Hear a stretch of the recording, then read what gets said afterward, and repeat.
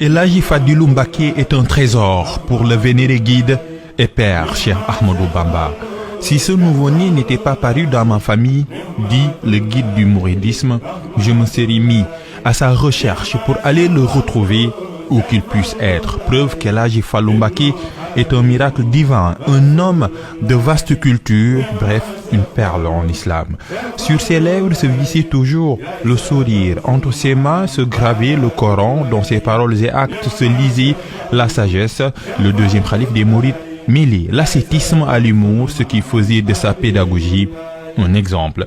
Tout semble facile pour le saint homme. Son apprentissage du Coran s'est fait avec une aisance et une facilité qui surprenait même ses maîtres, mais aussi ses condisciples. Serigne Fallou était un mystère. La date de sa naissance en dit énormément et coïncide avec le 27e jour du mois lunaire de Rajab, c'est-à-dire la nuit où le prophète, paix salut sur lui, a entamé son voyage nocturne. Alors ce n'est point un hasard si El Hadji Fadilou Mbacké semblait entretenir une relation complexe avec les éléments. Chez lui, les prières formulées étaient des vœux déjà exaucés pendant 23 ans. La durée de son califat, Serigne Fallou a été au service de la communauté mouride, mais pas que. Le marabout était imprégné des réalités sociales. Il était l'ami des talibés, mais également leur guide. Si Serigne Modou Moustapha Mbacké a posé la première pierre de Touba en 1932, c'est lui qui va l'inaugurer le 7 juin 1963, la mosquée de Touba. On lit ça.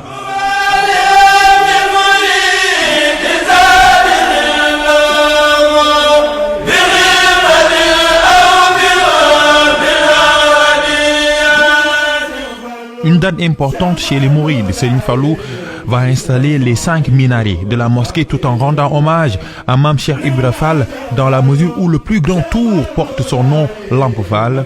C'est lui qui va diriger la première prière dans la grande mosquée, une prière symbole de bénédiction qui continue de faire de Touba une cité religieuse de référence. Sa vie est chantée partout, ses miracles précèdent son existence sur terre et pour récompense pour l'ensemble de son œuvre, une fête lui est dédiée. Il s'agit du Magal de Kazu Rajab. Sa célébration commence précisément en 1963. De son vivant, c'est Sokhna Asta Walo Niang, la fille de Serigne Abdourahmane Bousso, qui a été celle qui préparait le premier repas pour Serigne Fallou.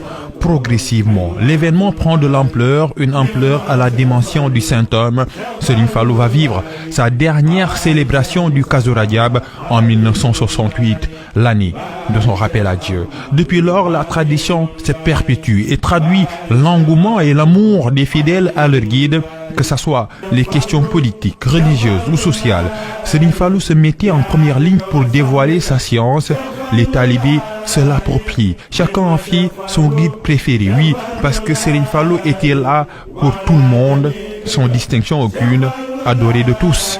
Le guide religieux est et continue d'être une solution prompte aux problèmes d'ici, mais aussi d'ailleurs.